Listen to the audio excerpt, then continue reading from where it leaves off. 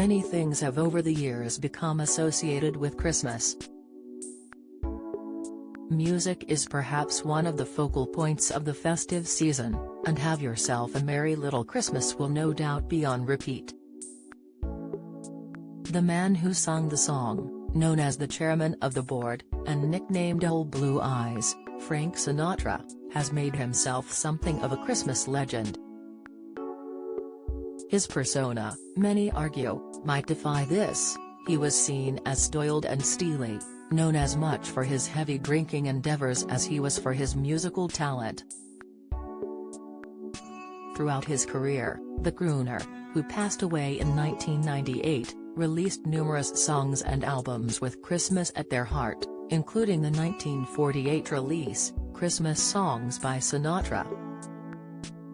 On it were 8 traditional holiday tracks, including the legendary White Christmas, a song he first recorded 4 years earlier, and O Little Town of Bethlehem, which was reportedly the chairman's favorite song. His daughter Nancy, who carved out a brilliant music career of her own, remarked how much her father loved the holiday season during an interview with Variety magazine in 2017. She noted how nobody embraced Christmas as Sinatra did, and described how all of his friends would come over late Christmas Eve, after a night of revelry, and they would just throw tinsel at the tree. She continued, and my mom and I would undo it afterwards and make it what you see in those pictures. Tina, Sinatra's youngest daughter, also discussed the tradition, and added, "Things got a little askew.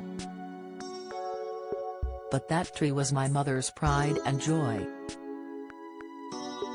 She and Nancy, like fools, stood there for I don't know how many hours, adding a few strands at a time.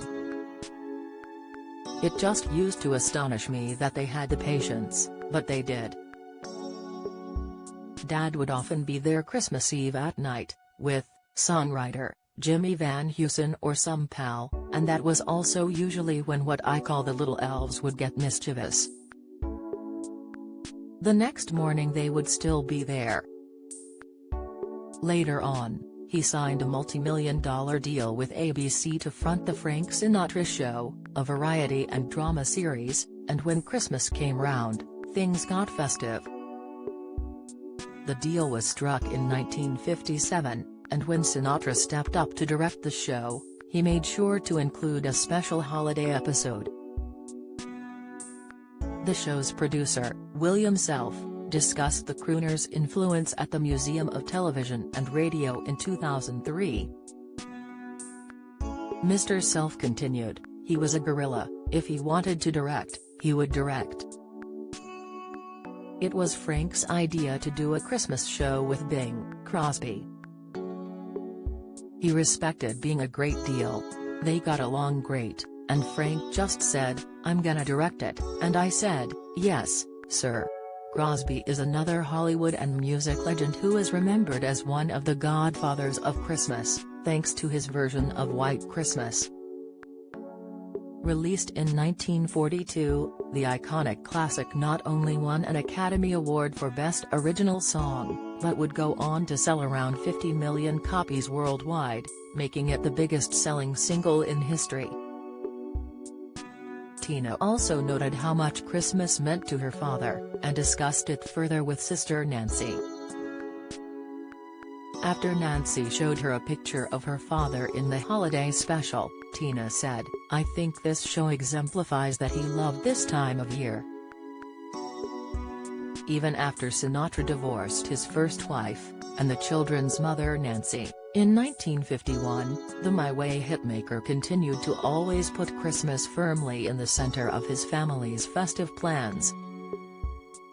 Nancy continued, "We would spend Christmas Eve and morning within LA and then we would drive to Palm Springs in the afternoon and have Christmas night there."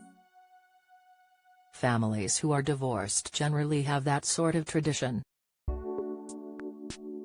Tina added, "Oftentimes Mom would come to the desert, too, and it was always very friendly and familial." But Nancy recalled one particular Christmas in Las Vegas when she was with her husband, the dancer-choreographer Hugh Lambert. "We're staying in the city to perform 2 shows on Christmas Eve." She added, "Dad sent his plane for us. The last show was at midnight, so by the time we got into Palm Springs it was probably 3, and we were really tired. When we got to the airport, we saw a little crowd on the tarmac. It turned out to be Mom and Dad and a group of mariachis, singing Jingle Bells as we got off the plane.